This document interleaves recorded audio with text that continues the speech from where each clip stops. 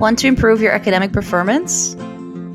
Let's start expanding your mental lexicon. Introducing the academic word list in the English for Academic Purposes series. How to acquire more words fast? This is a question that most clients ask at the beginning of training services. Well, how do you do that? Well, there are two things that I would definitely recommend you to start doing today. First of all, I'd like you to start using the general service list. This list contains about 80% of all commonly used words in English.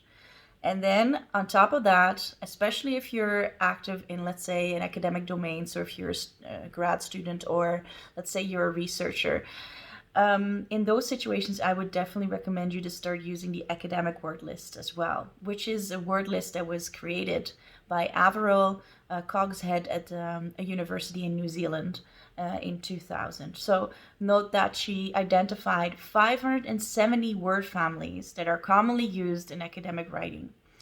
So note that if you combine the 80% of the general service list and the 10% in the academic word list, that means that you will be able to recognize and use 90% of all words that are commonly used in academic discourse, regardless of the discipline. So whether or not you're a medical student or maybe you're a PhD in engineering, you should be able to use the academic word list and recognize the words in the general word list as well. So this will reduce the time spent on reading articles or work of others in general and writing and composing documents yourselves.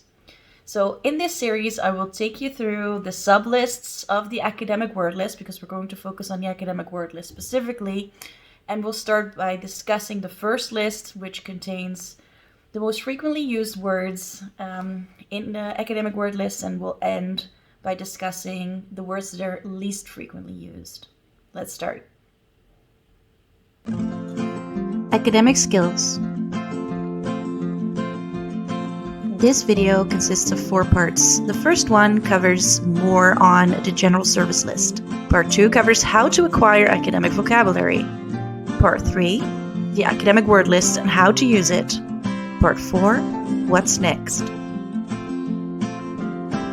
By the end of this video, you will have become familiar with what the academic word list can do for you and how to start using it to your advantage for better academic performance. Part 1, General Service List. The General Service List was developed by West in 1953, and it contains 2,284 words and was published by Longman. More information about this list can be found on jbauman.com. Part 2, How to acquire new academic vocabulary. Pause the video here, look in the description box, and answer the question in A. The academic word list was developed at the Victoria University of Wellington, New Zealand, and they propose 4 strategies for you to use, which are generally acknowledged in the field of linguistics. So this part covers how to start learning new vocabulary. Have you noticed how many videos on YouTube can be found on how to learn new vocabulary? Well, note that is an excellent starting point, but what you want to do is ultimately acquire vocabulary, which means that you can actually retrieve vocabulary from your long-term memory and use it in the long run. So focus on that rather than learning. So the first strategy this university proposes is to focus on retrieval from memory rather than on recognition of words.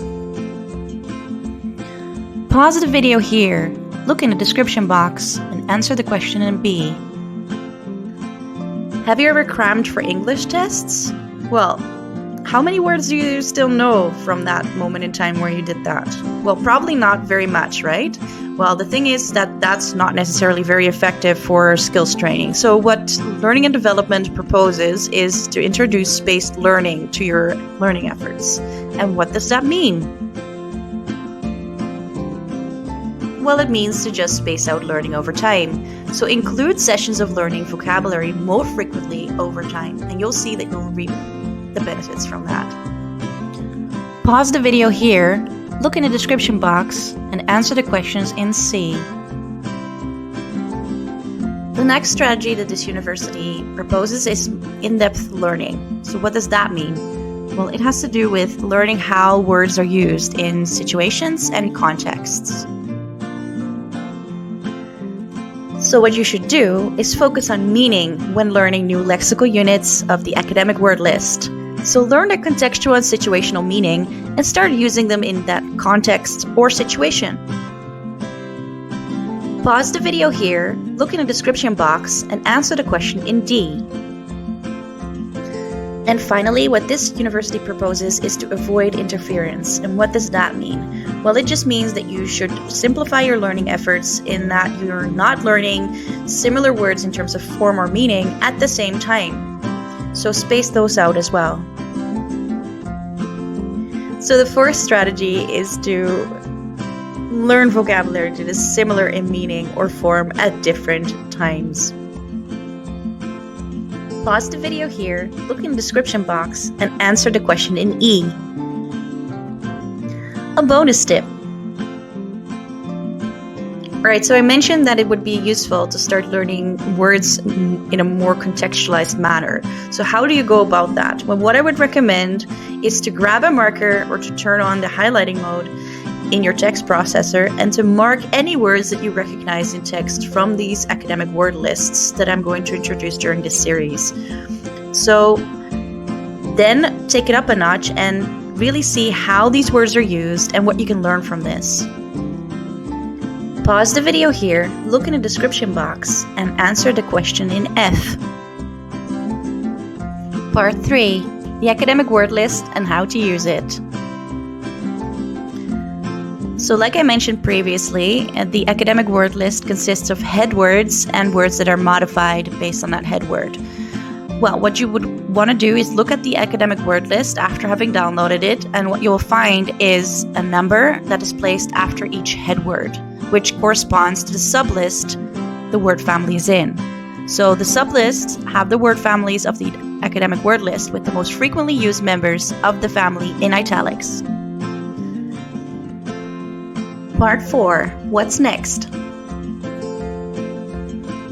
Alright guys, so what's next? Well, I'm going to develop new videos on the academic word list and guide you through the entire thing. In the meantime, if you want to learn more about how to acquire vocabulary, how to really do that in a supervised manner, then you could take a course with us. We could also develop a tailor-made training service for you so that you won't waste any time and money on things you're already familiar with, know, and wouldn't want to learn. So please contact us. 4 topics were discussed in this video. In part 1, more was explained on the general service list, and find a link in the description box below. In part 2, we discussed how to acquire vocabulary, and in this case, academic vocabulary to be more specific. And part 3, we discussed what to find in terms of information in the academic word list and how to use it. And in part 4, we explained what's next. Well, that concludes our video, but we'd love to hear from you too, so please comment below and share your experiences. If this video was useful for you, please like it and subscribe to my channel.